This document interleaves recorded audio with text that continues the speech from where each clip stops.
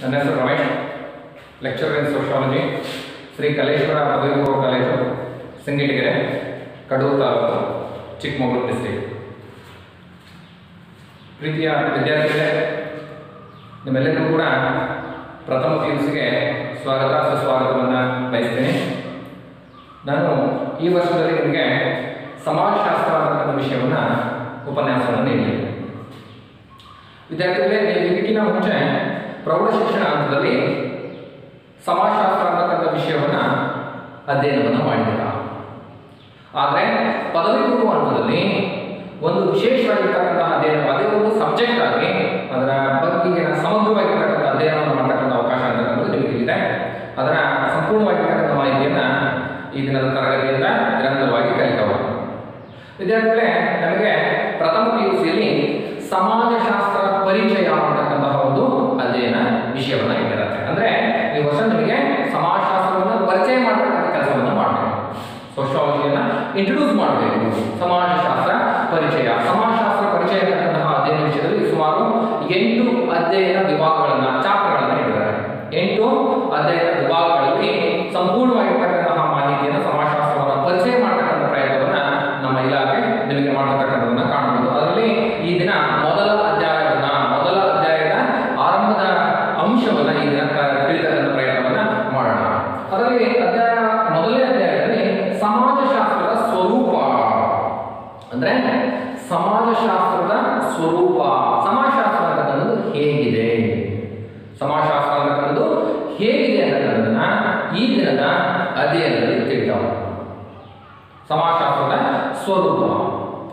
ಅದಕ್ಕಿಂತ ಪೂರ್ವದಲ್ಲಿ ನಾವು ಸ್ವಲ್ಪ ಹೆಚ್ಚಿನ ವಿಷಯವನ್ನ ತಿಳ್ಕೊಳ್ಳೋದಾದ್ರೆ, ಸಮಾಜಶಾಸ್ತ್ರದ ಸ್ವರೂಪ ಅಂತಕ್ಕಂಥ ವಿಷಯವನ್ನು ತಿಳಿಯೋದಕ್ಕಿಂತ ಮುಂಚೆ ಅದರ ಐತಿಹಾಸಿಕ ಹಿನ್ನೆಲೆಯನ್ನ, ಅದರ ಪೂರ್ವವಾಗಿರ್ತಕ್ಕಂಥ ಒಂದು ಮಾಹಿತಿನ ತಿಳ್ಕೊಳ್ಳೋದಾದ್ರೆ, ಸಮಾಜಶಾಸ್ತ್ರ ಅಂತಕ್ಕಂಥ ಶಾಖೆ ಆರಂಭ ಆಗೋದಕ್ಕಿಂತ ಮುಂಚೆ ಮಾನವ ಜ್ಞಾನದಾಹಿಯಾಗಿರ್ತಾನೆ ಅಂತ ಹೇಳಿದ್ರೆ ಹೆಚ್ಚು ವಿಷಯವನ್ನು ತಿಳ್ಕೋಬೇಕು, ಹೊಸ ವಿಷಯವನ್ನು ತಿಳ್ಕೋಬೇಕು, ಅಧ್ಯಯನ ಮಾಡಬೇಕು ಅಂತಕ್ಕಂತಹ ನಿಟ್ಟಿನಲ್ಲಿ ಪ್ರಯತ್ನವನ್ನು ಮಾಡ್ತಾರೆ.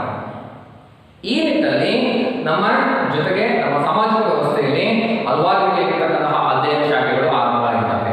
ಉದಾಹರಣೆಗೆ ನೈಸರ್ಗಿಕ ವಿಜ್ಞಾನ ವಿಷಯಕ್ಕೆ ಸಂಬಂಧಪಟ್ಟಿರ್ತಕ್ಕಂತಹ ರಸಾಯನಶಾಸ್ತ್ರ, ಭೌತಶಾಸ್ತ್ರ, ಜೀವಶಾಸ್ತ್ರ, ಗಣಿತಶಾಸ್ತ್ರ, ಹೀಗೆ ಭೌತ ವಿಜ್ಞಾನಗಳಿಗೆ, ರಿಯಲ್ ಸೈನ್ಸ್, ನೈಸರ್ಗಿಕ ವಿಜ್ಞಾನಗಳಿಗೆ ಸಂಬಂಧಪಟ್ಟಂಗೆ ಈ ಎಲ್ಲ ಅಧ್ಯಯನ ಶಾಖೆಗಳು ಆರಂಭ ಆಗಿದ್ದಾವೆ. ಕಾರಣ ಮಾನವನ ಜ್ಞಾನದಾಹಿತ್ವ.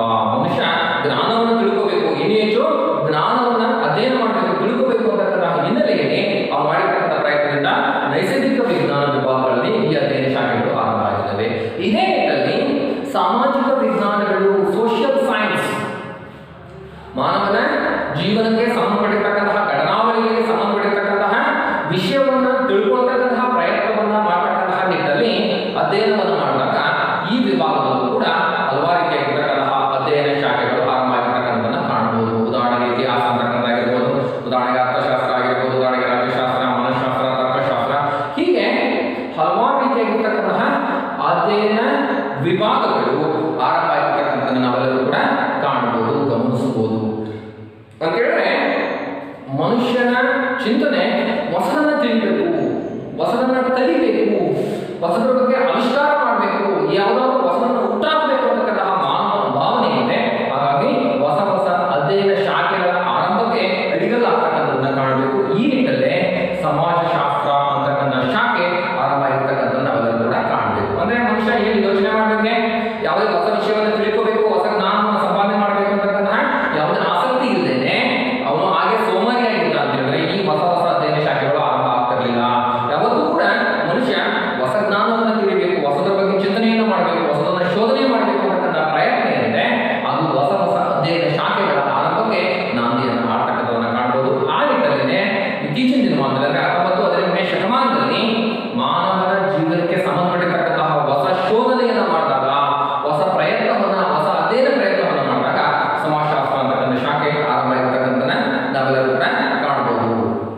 ಅದೇ ರೀತಿ ಸಮಾಜಶಾಸ್ತ್ರ ಅಂತಕ್ಕಂತಹ ಶಾಖೆ ಇದೆ. ಸಮಾಜಶಾಸ್ತ್ರ ಅಂತಕ್ಕಂತಹ ಶಾಖೆಯ ಪ್ರಮುಖವಾಗಿರ್ತಕ್ಕಂತಹ ಉದ್ದೇಶ ಏನಪ್ಪ ಅಂತ ಹೇಳಿದ್ರೆ ಮಾನವ ಸಮಾಜದ ಸಮಗ್ರವಾಗಿರ್ತಕ್ಕಂತಹ ಅಧ್ಯಯನ, ಮಾನವ ಸಮಾಜದ ಸಮಗ್ರವಾಗಿರ್ತಕ್ಕಂತಹ ಅಧ್ಯಯನವನ್ನು ಮಾಡಬೇಕು ಅಂತಕ್ಕಂಥ ನಿಟ್ಟಿನಲ್ಲಿ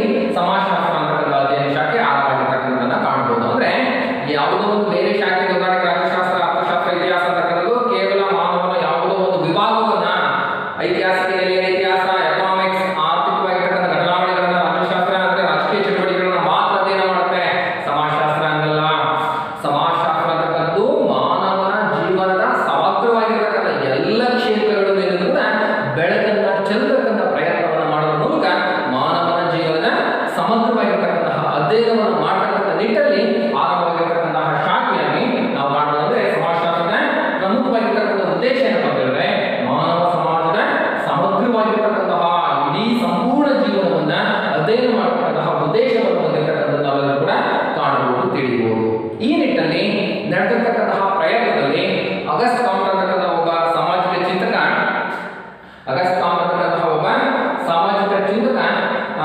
ಸಮಾಜಶಾಸ್ತ್ರ ಅಂತಕ್ಕಂತಹ ಶಾಖೆಯನ್ನ ಆರಂಭ ಮಾಡಿ ಆ ಶಾಖೆಗೆ ಒಂದು ವಿಜ್ಞಾನದ ಸ್ಥಾನಮಾನವನ್ನು ದೊರಕಿಸಿಕೊಡ್ತಕ್ಕಂಥ ನಿಟ್ಟಿನಲ್ಲಿ ಬಹುಮುಖ್ಯವಾಗಿರ್ತಕ್ಕಂತಹ ಪ್ರಯತ್ನವನ್ನ ತನ್ನ ಪಾತ್ರವನ್ನು ಹೊಂದಿರತಕ್ಕಂಥದನ್ನ ಕಾಣಬಹುದು.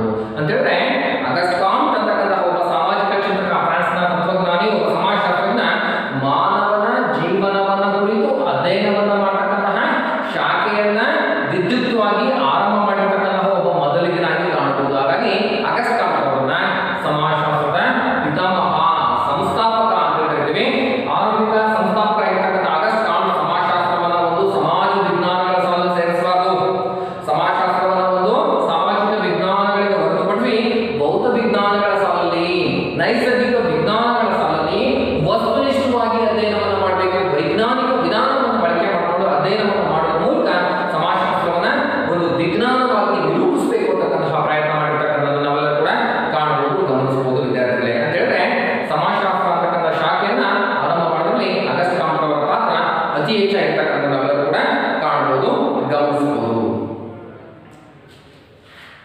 ನೆಕ್ಸ್ಟ್ ಮುಂದುವರಿದ ಸಮಾಜಶಾಸ್ತ್ರದ ಅರ್ಥ ಅಂತ ಹೇಳಿದ್ರೆ ಸಮಾಜಶಾಸ್ತ್ರ ಅಂದ್ರೆ ಏನು, ಅದು ಯಾವ ರೀತಿ ಉಗಮ ಆಯಿತು ಅಂತಕ್ಕಂಥದ್ದನ್ನು ನಾವು ಅಧ್ಯಯನ ಮಾಡ್ತಾ ಹೋದ್ರೆ, ಅಂತಕ್ಕಂಥದ್ದನ್ನ ತಿಳಿತಾ ಹೋದ್ರೆ, ಅಗಸ್ಟ್ ಕಾಮ್ಟ್ ಅಂತಕ್ಕಂತಹ ಒಬ್ಬ ಸಾಮಾಜಿಕ ಚಿಂತಕ, ಒಬ್ಬ ತತ್ವಜ್ಞಾನಿ, ಒಬ್ಬ ಫ್ರಾನ್ಸ್ ದೇಶದ ತತ್ವಜ್ಞಾನಿ ಸಮಾಜಶಾಸ್ತ್ರ ಅಂತಕ್ಕಂತಹ ಪದವನ್ನ ಪ್ರಪ್ರಥಮ ಬಾರಿಗೆ ಬಳಸ್ತಾರೆ.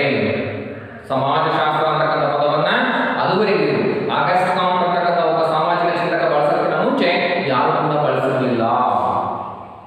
ಯಾರು ಕೂಡ ಸಮಾಜಶಾಸ್ತ್ರ ಅಂತಕ್ಕಂತಹ ಒಂದು ಪದವನ್ನು ಬಳಕೆ ಮಾಡಿರಲಿಲ್ಲ.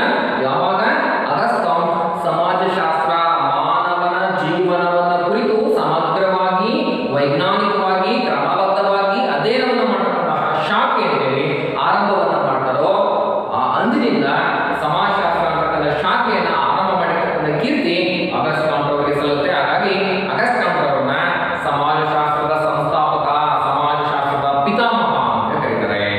ಸಮಾಜಶಾಸ್ತ್ರದ ಪಿತಾಮಹ ಪರೀಕ್ಷೆಯಲ್ಲಿ ಕೇಳ್ತಾರೆ, ಒಂದು ಮಾರ್ಕ್ಸ್ಗೆ ಒಂದು ಅಂಕಕ್ಕೆ ಇಂಪಾರ್ಟೆಂಟ್, ಸಮಾಜಶಾಸ್ತ್ರದ ಪಿತಾಮಹ ಯಾರು ಅಂತ ಕೇಳ್ತಾರೆ. Answer August ಕಾಮ್ಟ್. ಸಮಾಜಶಾಸ್ತ್ರದ ಸಂಸ್ಥಾಪಕ ಯಾರು, ಸಮಾಜಶಾಸ್ತ್ರದ ಪಿತಾಮಹ ಯಾರು ಅಂತೇಳಿ ಪರೀಕ್ಷೆಯಲ್ಲಿ ಒಂದು ಮಾರ್ಕ್ಸ್ಗೆ ಕೇಳ್ತಾರೆ. ಬಹಳ ಟೈಮ್ ಕೇಳಿದರೆ ಪರೀಕ್ಷಾ ದೃಷ್ಟಿಯಿಂದ ವೆರಿ ಇಂಪಾರ್ಟೆಂಟ್, ಒಂದು ಮಾರ್ಕ್ಸ್ನ ಅಂಕ ಬಂದು ಹೋಗುತ್ತೆ. ಸಮಾಜಶಾಸ್ತ್ರದ ಸಂಸ್ಥಾಪಕ ಅಥವಾ ಪಿತಾಮಹ ಯಾರು ಅಂತ ಹೇಳಿದ್ರೆ ಅಗಸ್ಟ್ ಕಾಮ್ಟ್. ಯಾಕಪ್ಪ ಅಂತ ಹೇಳಿದ್ರೆ ಸಮಾಜಶಾಸ್ತ್ರ ಅಂತಕ್ಕಂತಹ ಒಂದು ಅಧ್ಯಯನ ಶಾಖೆಯನ್ನು ಆರಂಭ ಮಾಡಿರ್ತಕ್ಕಂತಹ ಮೊದಲಿಗ. ಅದಕ್ಕಿಂತ ಮುಂಚೆ ಬೇರೆ ಯಾರಿಗೂ ಕೂಡ ಸಮಾಜಶಾಸ್ತ್ರ ಅಂತಕ್ಕಂತಹ ಅಧ್ಯಯನ ಶಾಖೆಯನ್ನು ಆರಂಭ ಮಾಡಿರಲಿಲ್ಲ. ಮಾನವನ ಜೀವನವನ್ನು ಕುರಿತು ಸಮಗ್ರವಾಗಿ, ವೈಜ್ಞಾನಿಕವಾಗಿ ಅಧ್ಯಯನವನ್ನು ಮಾಡತಕ್ಕಂಥ ಶಾಖೆಯನ್ನು ಆರಂಭ ಮಾಡಿರಲಿಲ್ಲ. ಬೇರೆ ಬೇರೆ ರೀತಿಯಾಗಿರ್ತಕ್ಕಂಥ ಚಿಂತನೆ ಆಗಿರ್ಬೋದು, ಆದರ್ಶಗಳಾಗಿರ್ಬೋದು, ಸಾಮಾಜಿಕ ಸಮಸ್ಯೆಯನ್ನು ತಿಂತಕ್ಕಂಥ ಪ್ರಯತ್ನ ನಡೆದಿರಬಹುದು. ಆದರೆ ಮಾನವನ ಜೀವನವನ್ನ ಕುರಿತು ವೈಜ್ಞಾನಿಕವಾಗಿ, ಸಮಗ್ರವಾಗಿ, ಕ್ರಮಬದ್ಧವಾಗಿ ಅಧ್ಯಯನವನ್ನು ಮಾಡತಕ್ಕಂಥ ಶಾಖೆಯನ್ನು ಆರಂಭ ಮಾಡಿರ್ತಕ್ಕಂಥ ಕೀರ್ತಿ ಅಗಸ್ಟ್ ಕಾಮ್ಟ್ ಅವರಿಗೆ ಸಲ್ಲುತ್ತೆ. ಹಾಗಾಗಿ ಅಗಸ್ಟ್ ಕಾಮ್ಟ್ ಅವರನ್ನ ಸಮಾಜಶಾಸ್ತ್ರದ ಪಿತಾಮಹ ಅಂತೇಳಿ ಕರಿತೀವಿ. ನೆಕ್ಸ್ಟ್ ಮುಂದುವರಿದ ಕ್ರಿಸ್ತಶಕ 1839 ಇಸ್ವಿನಲ್ಲಿ, ಕ್ರಿಸ್ತಶಕ 1839 ಇಸ್ವಿನಲ್ಲಿ ತನ್ನ ಪಾಸಿಟಿವ್ ಫಿಲಾಸಫಿ ಅಂತಕ್ಕಂತಹ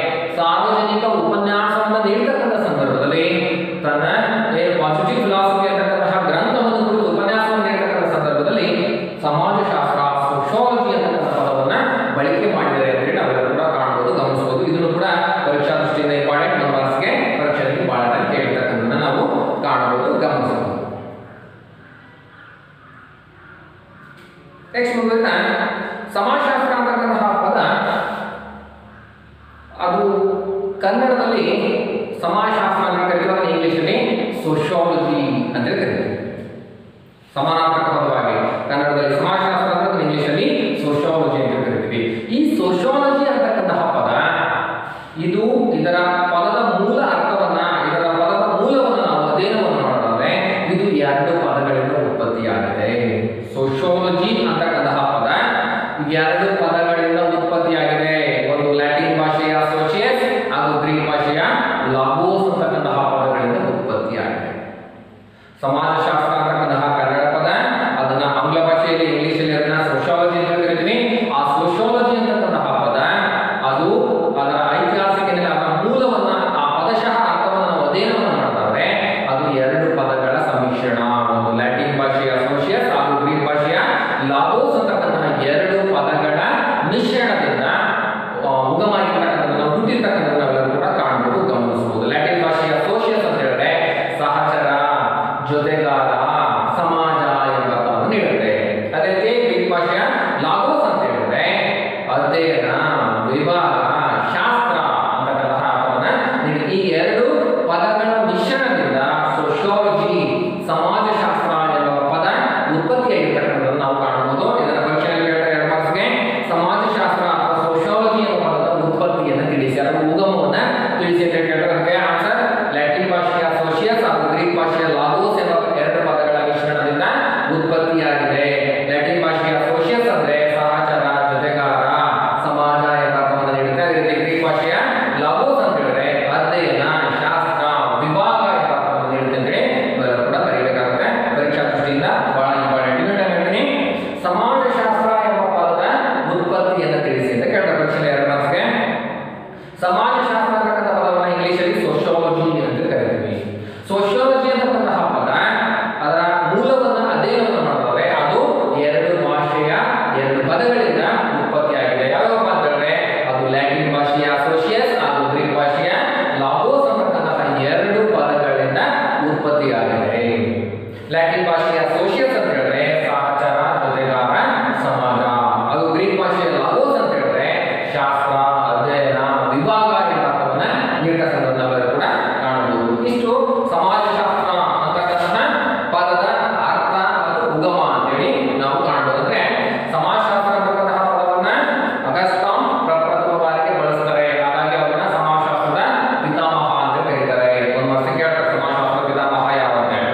ಸಮಾಜಶಾಸ್ತ್ರ ಅಂತಕ್ಕಂಥ ಪದವನ್ನ ಪ್ರಪ್ರಥಮ ಬಾರಿಗೆ ಅಗಸ್ಟಾಂ ಬಳಸ್ತಾರೆ. ಹಾಗಾಗಿ ಅವರನ್ನ ಸಮಾಜಶಾಸ್ತ್ರದ ಪಿತಾಮಹ.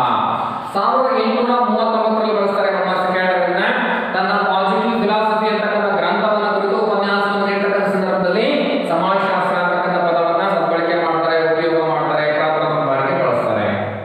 ಮುಂದುವರಿತಾ ಸಮಾಜಶಾಸ್ತ್ರ ಅಂತಕ್ಕಂಥ ಪದದ ಅರ್ಥ ಏನಪ್ಪಾ ಅಂತ ಹೇಳಿದ್ರೆ, ಅದು ಉಗಮ, ಅದು ಉತ್ಪತ್ತಿ ಏನಪ್ಪಾ ಅಂತ ಹೇಳಿದ್ರೆ ಅದು ಎರಡು ಪದಗಳಿಂದ ಉತ್ಪತ್ತಿಯಾಗಿದೆ. ಲ್ಯಾಟಿನ್ ಭಾಷೆಯ ಸೋಷಿಯಸ್ ಹಾಗೂ ಗ್ರೀಕ್ ಭಾಷೆಯ ಲಾಗೋಸ್ ಅಂತಕ್ಕಂತಹ ಎರಡು ಪದಗಳ ಸಮ್ಮಿಶ್ರಣ. ಲ್ಯಾಟಿನ್ ಭಾಷೆಯ ಸೋಷಿಯಸ್ ಅಂತ ಹೇಳಿದ್ರೆ ಸಹಚರ, ಜೊತೆಗಾರ, ಸಮಾಜ ಎಂಬ ಅರ್ಥವನ್ನು ನೀಡುತ್ತೆ. ಅದೇ ರೀತಿ ಗ್ರೀಕ್ ಭಾಷೆಯ ಲಾಗೋಸ್ ಅಂತ ಹೇಳಿದ್ರೆ ಶಾಸ್ತ್ರ, ಅಧ್ಯಯನ, ವಿಭಾಗ ಎಂಬ ಅರ್ಥವನ್ನ ನೀಡುತ್ತೆ.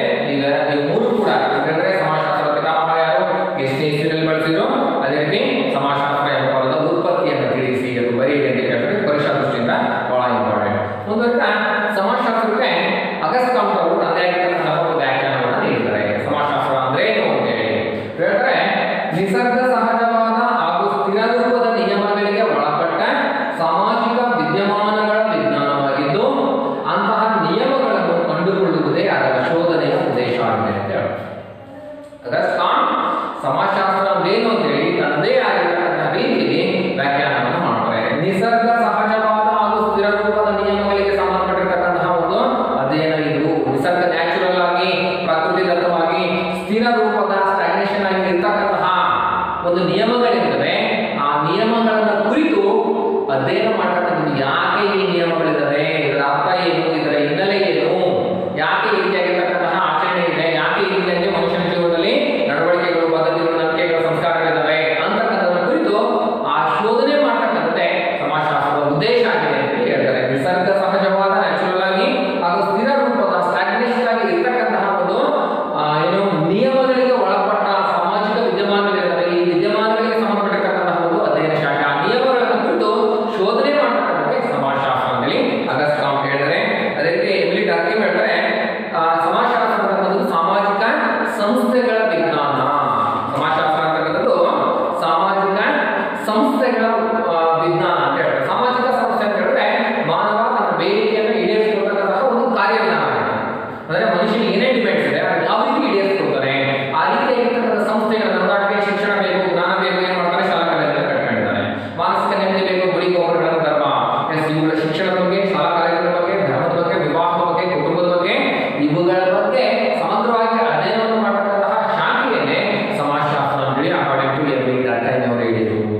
ರೀತಿಯಾಗಿ ಆಗಸ್ಟ್ ಕಾಮ್, ಎಮಿಲಿ ಡರ್ಕೈಮ್ ಇನ್ನಿತರೆ ಹಲವಾರು ಸಾಮಾಜಿಕ ಚಿಂತಕರು, ಸಮಾಜಶಾಸ್ತ್ರಜ್ಞರು ಸಮಾಜಶಾಸ್ತ್ರಕ್ಕೆ ಸಂಬಂಧಪಟ್ಟಿರ್ತಕ್ಕಂತಹ ಅದೇ ಆಗಿರ್ತಕ್ಕಂತಹ ವ್ಯಾಖ್ಯಾನಗಳನ್ನು ನೀಡಿರ್ತಕ್ಕಂಥದ್ದನ್ನ ಕಾಣಬಹುದು. ಆ ವ್ಯಾಖ್ಯಾನಗಳನ್ನ ಮತ್ತೆ ಇನ್ನು ನಂತರ ತರಗತಿಯಲ್ಲಿ ಕಂಟಿನ್ಯೂ ಆಗಿ ಮುಂದುವರಿಯೋಣ, ತಿಳ್ಕೊಳ್ಳೋಣ.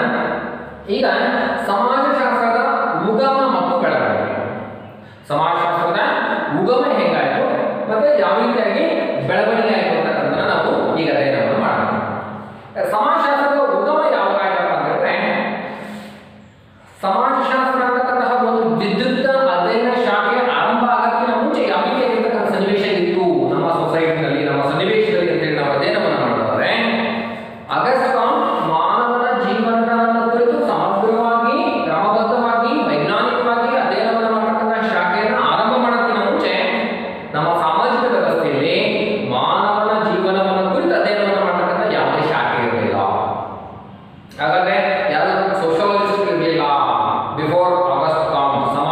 ಸಾಮಾಜಿಕ ಚಿಂತಕ ಅಥವಾ ಸಮಾಜಶಾಸ್ತ್ರದ ಪಿತಾಮಹ ಆಗಸ್ಟ್ ಕಾಮ್ಗಿಂತ ಮುಂಚೆ ಸಮಾಜದ ಬಗ್ಗೆ, ಸಾಮಾಜಿಕ ವ್ಯವಸ್ಥೆ ಬಗ್ಗೆ, ಸಾಮಾಜಿಕ ಸಮಸ್ಯೆಗಳ ಬಗ್ಗೆ ಅಧ್ಯಯನವನ್ನು ಮಾಡತಕ್ಕಂಥ ಯಾವ ಚಿಂತಕ ಇರಲಿಲ್ವಾ? ಹಾಗಾದ್ರೆ ಇದ್ರು, ಆದ್ರೆ ಅವರು ಯಾರು ಕೂಡ ಸಮಾಜಶಾಸ್ತ್ರಜ್ಞರಾಗಿರಲಿಲ್ಲ. ಸಾಮಾಜಿಕ ವ್ಯವಸ್ಥೆಯ ಬಗ್ಗೆ, ಸಮಾಜದಲ್ಲಿರ್ತಕ್ಕಂಥ ಸಮಸ್ಯೆಗಳ ಬಗ್ಗೆ, ಅಂಕುಡೊಂಕುಗಳ ಬಗ್ಗೆ ಅವನ್ನ ತಿದ್ದುತಕ್ಕಂತಹ, ಅವರಿಗೆ ಸೂಕ್ತ ಮಾರ್ಗದರ್ಶನವನ್ನು ಕೊಡ್ತಕ್ಕಂತಹ ಪ್ರಯತ್ನವನ್ನ ಹಲವಾರು ಸಾಮಾಜಿಕ ಚಿಂತಕರು ಮಾಡಿದ್ದಾರೆ.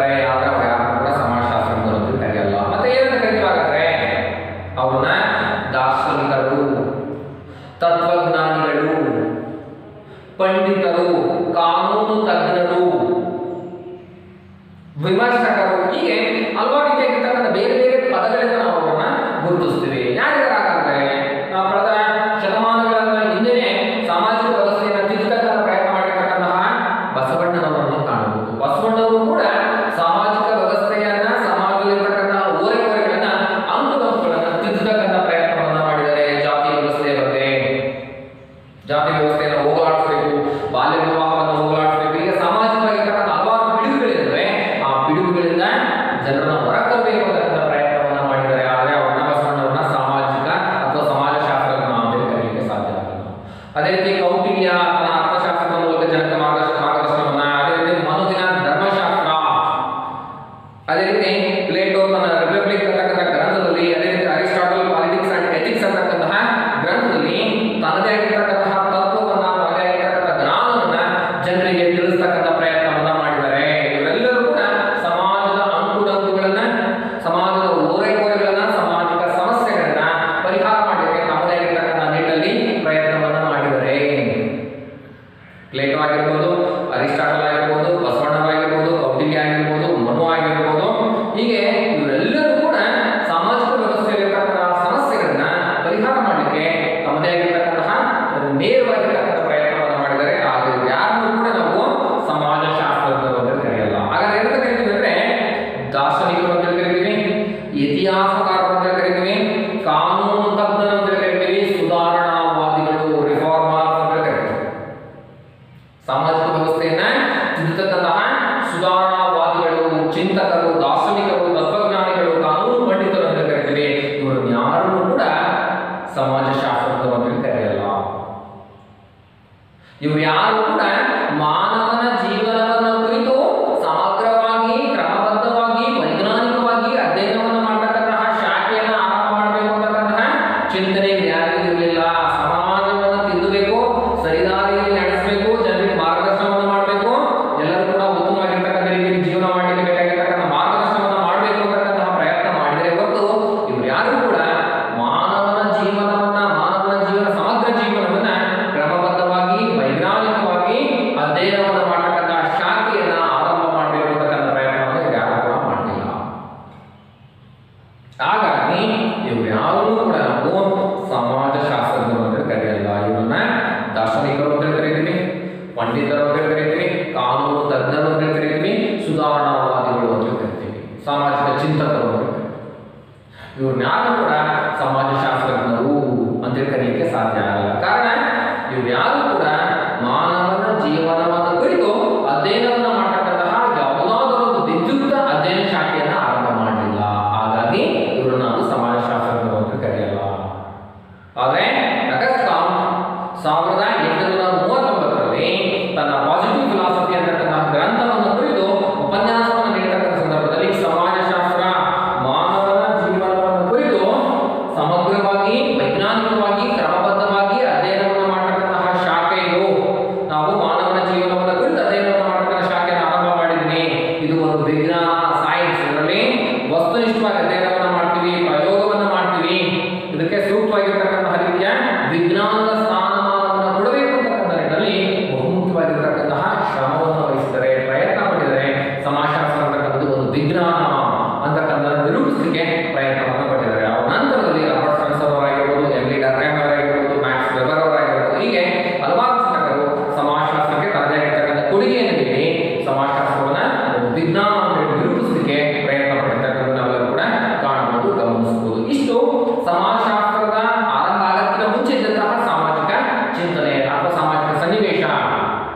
ಇದ್ರೂ ಅಂದಿನ ಸಂದರ್ಭದಲ್ಲೂ ಕೂಡ ಸಮಾಜದ ಅಂಕುಡೊಂಕುಗಳನ್ನ ಓರೆಗೋರೆಗಳನ್ನ ತಿದ್ದತಕ್ಕಂತಹ ಪ್ರಯತ್ನ ಮಾಡಿರ್ತಕ್ಕಂತಹ ಹಲವಾರು ಸಮಾಜ ಸುಧಾರಣಾ ಚಳುವಳಿಗಾರರಿದ್ದರು.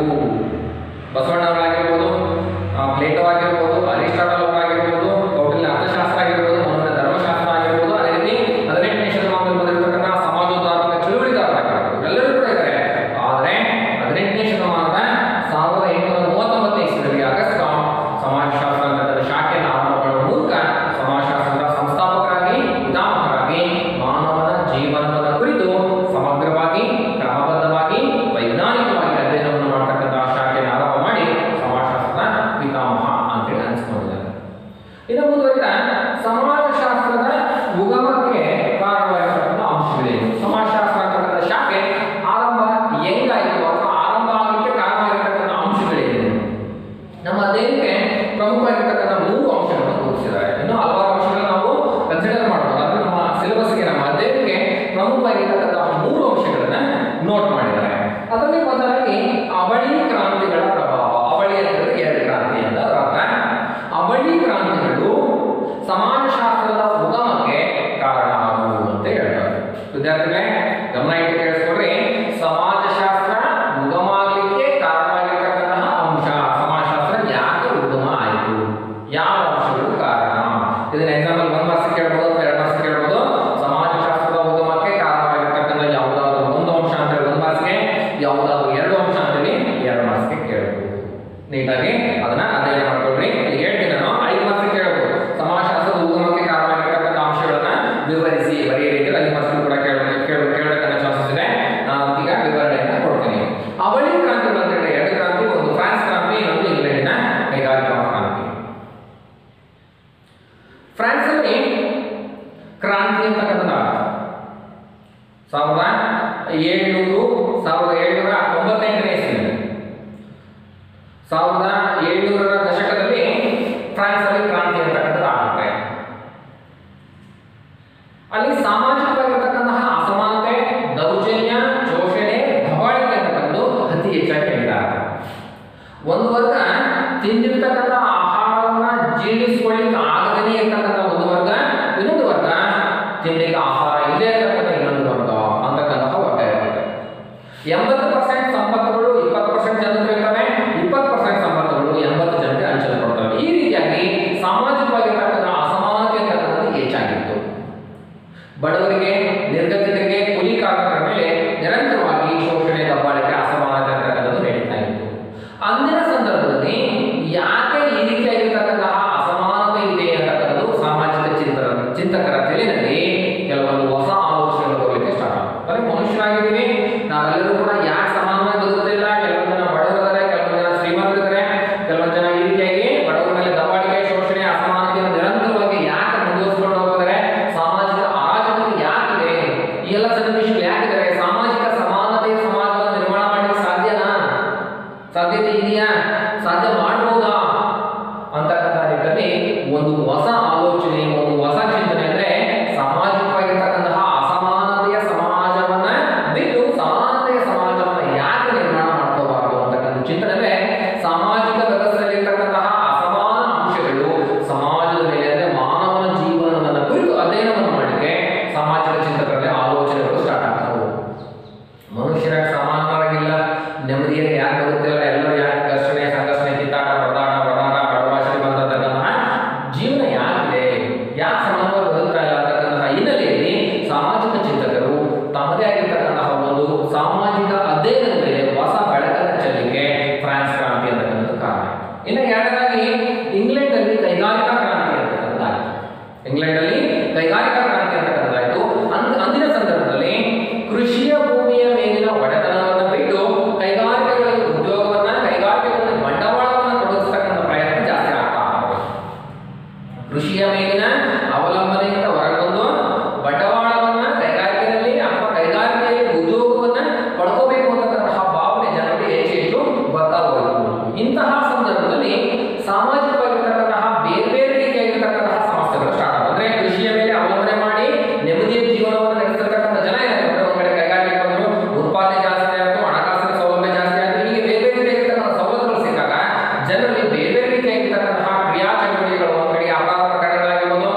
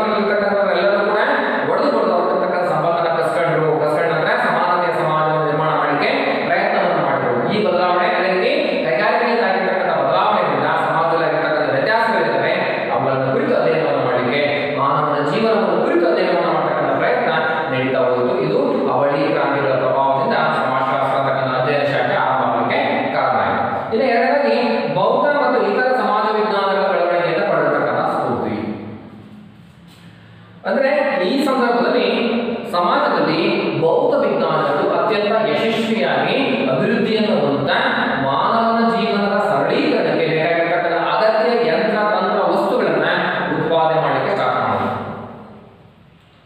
ಭೌತ ವಿಜ್ಞಾನ ಉದಾಹರಣೆಗೆ ರಸಾಯನಶಾಸ್ತ್ರ ಆಗಿರ್ಬೋದು, ಅದೇ ರೀತಿ ಭೌತಶಾಸ್ತ್ರ ಆಗಿರ್ಬೋದು, ಜೀವಶಾಸ್ತ್ರ, ಗಣಿತಶಾಸ್ತ್ರ, ಇನ್ನಿತರ ಎಲ್ಲ ಶಾಸ್ತ್ರಗಳ ಅಭಿವೃದ್ಧಿಯಿಂದ ಮಾನವನ ಜೀವನದ ಸರಳೀಕರಣಕ್ಕೆ ಬೇಕಾಗಿರ್ತಕ್ಕಂಥ ಉದಾಹರಣೆಗೆ ಮುದ್ರಣ ಅಂತಕ್ಕಂಥ ಯಂತ್ರ ಆಗಿರ್ಬೋದು, ಅದೇ ರೀತಿ ಬೇಕಾಗಿರ್ತಕ್ಕಂಥ ವಾಹನಗಳಾಗಿರ್ಬೋದು, ಅದೇ ರೀತಿ ಜೀವನ ಸರಳೀಕರಣಕ್ಕೆ ಬೇಕಾಗಿರ್ತಕ್ಕಂಥ ಇನ್ನಿತರ ಸಾಧನ ಸಲಕರಣೆಗಳನ್ನ ಭೌತ ವಿಜ್ಞಾನ ಅಂತಕ್ಕಂಥ ಅಭಿವೃದ್ಧಿ ಹೊಂದಿ ಹೊಸ ಹೊಸ ಆವಿಷ್ಕಾರಗಳನ್ನು ಮಾಡಿ ಮಾನವನ ಜೀವನಕ್ಕೆ ಸರಳೀಕರಣವನ್ನು ಮಾಡ್ತಾ ಇತ್ತು. ಅಂದ್ರೆ ಯಂತ್ರಗಳು, ತಂತ್ರಗಳು, ವೆಹಿಕಲ್ಗಳು ಮಾನವನ ಜೀವನವನ್ನು ಸರಳೀಕರಣ ಮಾಡ್ತಾ ಇತ್ತು ಭೌತ ವಿಜ್ಞಾನ. ಅದೇ ರೀತಿ ಇನ್ನಿತರ ಕೆಲವೊಂದು ಸಮಾಜ ವಿಜ್ಞಾನಗಳು ಕೂಡ ಸಮಾಜಶಾಸ್ತ್ರ ಅಂತಕ್ಕಂಥ ಶಾಖೆ ಆರಂಭಕ್ಕಿಂತ ಮುಂಚೆ ಬೆಳವಣಿಗೆಯನ್ನು ಪಡೆದಿದ್ದು. ಉದಾಹರಣೆಗೆ ಇತಿಹಾಸ ಆಗಿರ್ಬೋದು, ರಾಜ್ಯಶಾಸ್ತ್ರ ಅಂತಕ್ಕಂಥ ಆಗಿರ್ಬೋದು, ಅದೇ ರೀತಿ ಅರ್ಥಶಾಸ್ತ್ರ, ಮನಃಶಾಸ್ತ್ರ, ತರ್ಕಶಾಸ್ತ್ರ ಎಲ್ಲ ಶಾಸ್ತ್ರಗಳು ಕೂಡ ಅಭಿವೃದ್ಧಿ ಪಥದಲ್ಲಿ ನಡೀತಾ ಇದ್ದವು, ಬೆಳವಣಿಗೆಯನ್ನು ಹೊಂದುತ್ತಾ ಇದ್ದವು. ಈ ಹಂತವನ್ನ ಗಮನಿಸಿರ್ತಕ್ಕಂಥ ಕೆಲವೊಂದು ಸಾಮಾಜಿಕ ಚಿಂತಕರು ಭೌತ ವಿಜ್ಞಾನಗಳು ಬೆಳವಣಿಗೆ ಆಗಿದ್ದಾವೆ, ಸಮಾಜ ವಿಜ್ಞಾನಗಳ ಸಾಲಲ್ಲಿ ಇತಿಹಾಸ, ರಾಜ್ಯಶಾಸ್ತ್ರ, ಅರ್ಥಶಾಸ್ತ್ರ ಇನ್ನಿತರೆ ಅಧ್ಯಯನ ಶಾಖೆಗಳು ಕೂಡ ಅಭಿವೃದ್ಧಿಯನ್ನು ಹೊಂದಿದ್ದಾವೆ. ಈ ಸಂದರ್ಭದಲ್ಲಿ ನಾವ್ಯಾಕೆ ಮಾನವನ ಜೀವನವನ್ನ ಕುರಿತು ಸಮಗ್ರವಾಗಿ ಅಧ್ಯಯನವನ್ನು ಮಾಡತಕ್ಕಂಥ ಶಾಖೆಯನ್ನು ಆರಂಭ ಮಾಡಬಾರದು? ಸಾಮಾಜಿಕ ವಿಜ್ಞಾನಗಳ ಸಾಲಲ್ಲಿ ಮಾನವನ ಜೀವನವನ್ನೇ ಕುರಿತು ವೈಜ್ಞಾನಿಕವಾಗಿ ಅಧ್ಯಯನವನ್ನು ಮಾಡತಕ್ಕಂಥ ಶಾಖೆಯನ್ನು ಯಾಕೆ ಆರಂಭ ಮಾಡಬಾರದು ಅಂತಕ್ಕಂಥ ಚಿಂತನೆ ಸಾಮಾಜಿಕ ಚಿಂತಕರಲ್ಲಿ, ಸಮಾಜಶಾಸ್ತ್ರದಲ್ಲಿ ಬೆಳೆಯಲಿಕ್ಕೆ ಸ್ಟಾರ್ಟ್ ಆಗ್ತವೆ. ಭೌತ ವಿಜ್ಞಾನಗಳು ಬೆಳವಣಿಗೆ ಆಗಿದ್ದಾವೆ, ಇತರ ಸಮಾಜ ವಿಜ್ಞಾನಗಳು ಕೂಡ ಬೆಳವಣಿಗೆ ಆಗಿದ್ದಾವೆ. ಈ ನೆಲೆಯಲ್ಲಿ ಸಮಾಜಶಾಸ್ತ್ರ ಅಂತಕ್ಕಂಥ ಶಾಖೆಯನ್ನು ಅಂದ್ರೆ ಮಾನವನ ಜೀವನವನ್ನು ಕುರಿತು ಅಧ್ಯಯನವನ್ನು ಮಾಡತಕ್ಕಂಥ ಶಾಖೆಯನ್ನು ಯಾಕೆ ಆರಂಭ ಮಾಡಬಾರದು ಅಂತಕ್ಕಂಥ ಚಿಂತನೆ ಸಮಾಜಶಾಸ್ತ್ರದಲ್ಲಿ ಬೆಳವಣಿಗೆ ಆಗಲಿಕ್ಕೆ ಸ್ಟಾರ್ಟ್ ಆಯಿತು. ಹಾಗಾಗಿ ಸಮಾಜಶಾಸ್ತ್ರ ಅಂತಕ್ಕಂಥ ಶಾಖೆ ಆರಂಭ ಆಗಲಿಕ್ಕೆ ಇದು ಕೂಡ ಒಂದು ಪರೋಕ್ಷವಾಗಿರ್ತಕ್ಕಂತಹ ಕಾರಣ ಆಗಿರ್ತಕ್ಕಂಥದ್ದನ್ನು ಕಾಣಬಹುದು. ಮುಂದುವರಿತಾ ಮೂರನೇ ಹಾಗೂ ಕೊನೆಯ ಒಂದು ಕಾರಣೀಯ ಆಗಿರ್ತಕ್ಕಂಥ ಅಂಶ ಅಂತ ಸಮಾಜಶಾಸ್ತ್ರದ ಬಗ್ಗೆ ವಿಭಿನ್ನ ಸಮಾಜ ಮತ್ತು ಸಾಂಸ್ಕೃತಿಕ ಅಧ್ಯಯನದಿಂದ ಪಡೆದಿರ್ತಕ್ಕಂತಹ ಸ್ಫೂರ್ತಿ ಅಂತಕ್ಕಂಥದ್ದನ್ನು ಕಾಣಬಹುದು.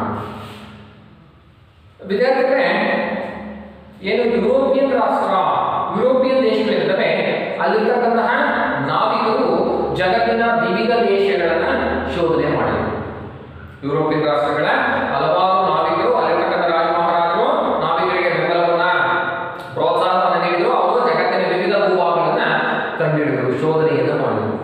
ಅವುಗಳ ಮೇಲೆ ತಮ್ಮದೇ ಆಗಿರ್ತಕ್ಕಂಥ ಅಧಿಪತ್ಯವನ್ನು ಸ್ಥಾಪನೆ ಮಾಡಿ ವಸಾಹತುಗಳಾಗಿ ನೇಮಕವನ್ನು ಮಾಡಿದರು. ಬೇರೆ ಬೇರೆ ಜಗತ್ತಿನ ಬೇರೆ ಬೇರೆ ಭೂಭಾಗವನ್ನ ಶೋಧನೆ ಮಾಡಿ ಅಲ್ಲಿರ್ತಕ್ಕಂತಹ ಜನರ ಮೇಲೆ ತಮ್ಮದೇ ಆಗಿರ್ತಕ್ಕಂಥ ಅಧಿಪತ್ಯವನ್ನ, ಅಲ್ಲಿರ್ತಕ್ಕಂಥ ಭೂಭಾಗದ ಮೇಲೆ ತಮ್ಮದೇ ಆಗಿರ್ತಕ್ಕಂಥ ಅಧಿಪತ್ಯವನ್ನ ಪಡ್ಕೊಂಡ್ರು ಯುರೋಪಿಯನ್ ದೇಶದ ಕೆಲವೊಂದು ರಾಜ ಮಹಾರಾಜರು. ಯುರೋಪಿಯನ್ ನಾವಿಕರು ಕಂಡುಹಿಡಿದಿರ್ತಕ್ಕಂಥ ಹೊಸ ಹೊಸ ಭೂಭಾಗಗಳನ್ನ ಈ ರೀತಿ ಏನು ಜಗತ್ತಿನ ವಿವಿಧ ಭಾಗಗಳಲ್ಲಿ ಏನು ಹೊಸ ಹೊಸ ಭೂಭಾಗಗಳನ್ನು ಆವಿಷ್ಕಾರ ಮಾಡಿದ್ರು, ಅಲ್ಲಿರ್ತಕ್ಕಂಥ ಜನ ಯುರೋಪಿಯನ್ ದೇಶಗಳ ಜನರ ರೀತಿಯಲ್ಲಿ ಜೀವನವನ್ನ ಮಾಡ್ತಿರ್ಲಿಲ್ಲ. ಜಗತ್ತಿನ ಅಮೆರಿಕ ದೇಶ ಆಗಿರ್ಬೋದು, ಅಥವಾ ವೆಸ್ಟ್ ಇಂಡೀಸ್ ಆಗಿರ್ಬೋದು, ಅಥವಾ ದಕ್ಷಿಣ ಆಫ್ರಿಕಾ ಆಗಿರ್ಬೋದು, ಅಥವಾ ಇಂಡಿಯಾ ಆಗಿರ್ಬೋದು, ಅಥವಾ ಜಗತ್ತಿನ ಬೇರೆ ಬೇರೆ ಭೂಭಾಗವನ್ನು ಏನು ಆವಿಷ್ಕಾರ ಮಾಡಿದ್ರು, ಅಲ್ಲಿರ್ತಕ್ಕಂಥ ಜನ ಯುರೋಪಿಯನ್ ಕಂಟ್ರೀಸ್, ಯುರೋಪಿಯನ್ ದೇಶಗಳ ಜನರ ರೀತಿಯಲ್ಲೇ ಜೀವನವನ್ನ ಮಾಡಿರಲಿಲ್ಲ. ಇದು ಒಂದು ರೀತಿಯ ಹೊಸ ಆಲೋಚನೆ ಸಾಮಾಜಿಕ ಚಿಂತಕರಲ್ಲಿ ಒಂದು ಬೆಳೆಯಲಿಕ್ಕೆ ಸ್ಟಾರ್ಟ್ ಆಗುತ್ತೆ. ನಾವು ಯುರೋಪಿಯನ್ ದೇಶದಲ್ಲಿ ನಾವೆಲ್ಲರೂ ಒಂದೇ ರೀತಿ ಬದುಕ್ತಾ ಇದ್ದೇವೆ, ನಾವೆಲ್ಲರೂ ನೋಡ್ಲಿಕ್ಕೆ ಒಂದೇ ರೀತಿ ಇದ್ದೀವಿ, ನಾವೆಲ್ಲರೂ ಒಂದೇ ದೇವರನ್ನು ನಂಬ್ತೇವೆ, ನಮ್ಮ ಜೀವನ ರೀತಿ ಆಚರಣೆ ಈ ರೀತಿಯಾಗಿದೆ. ಆದರೆ ಜಗತ್ತಿನ ಬೇರೆ ಬೇರೆ ಭೂಭಾಗಕ್ಕೆ ಹೋದಾಗ ಅಲ್ಲಿರ್ತಕ್ಕಂತಹ ಜನರ ಜೀವನ ಶೈಲಿ ಬೇರೆ ರೀತಿಯಾಗಿದೆ. ಯಾಕೆ? ಕಾರಣ ಏನು? ಯಾಕೆ ಅವ್ರು ನಮಗೆ ಬದುಕ್ತಾ ಇಲ್ಲ? ಯಾಕೆ ನಮಗೆ ಅವ್ರು ಬಟ್ಟೆ ಹಾಕಿಲ್ಲ? ಯಾಕೆ ನಾವು ಅಂತಕ್ಕಂಥ ದೇವರನ್ನ ನಂಬ್ತಾ ಇಲ್ಲ? ಯಾಕೆ ನಾವು ಮಾಡ್ತಕ್ಕಂಥ ಅಭಾರಿಗಳನ್ನ ಯಾಕೆ ಅವ್ರು ಮಾಡ್ತಾ ಇಲ್ಲ? ಅವರ ಜೀವನ ಶೈಲಿಗೂ ನಮ್ಮ ಜೀವನ ಶೈಲಿಗೂ ಯಾಕೆ ವ್ಯತ್ಯಾಸ ಇದೆ? ಇದರಲ್ಲಿ ಏನೋ ವಿಶೇಷ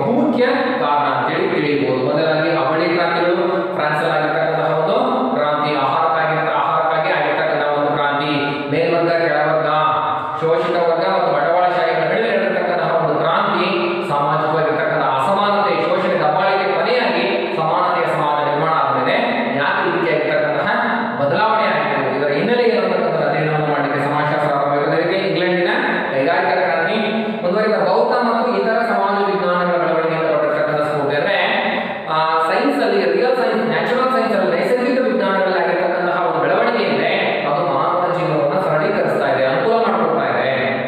ಅದೇ ರೀತಿ ಇತರ ಸಮಾಜ ವಿಜ್ಞಾನಗಳು ಕೂಡ ಬೆಳವಣಿಗೆ ಹೊಂದಿದ್ದಾವೆ.